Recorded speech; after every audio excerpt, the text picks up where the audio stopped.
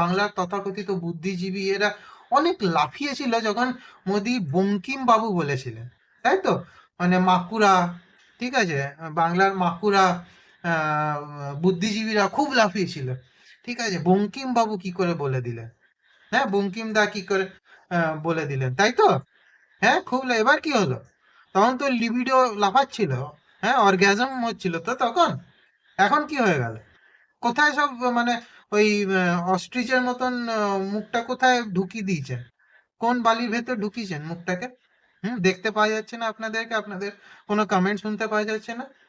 লজ্জাবোধটা আপনাদের নেই, সে তো জানাই আছে। তো এক্সপোজ তো আপনারাও হয়ে গেলেন। কোথায় ছিলেন আপনারা এতদিন ধরে? বঙ্কিম এই বঙ্কিমচন্দ্র চট্টোপাধ্যায়ের বন্দে মাতরমকে যখন এটা অপমান করাই তো এক রকমের, মানে মানেন তো এটা অপমান করা, নাকি? না এটাও জাস্টিফাই করতে চলে আসবেন?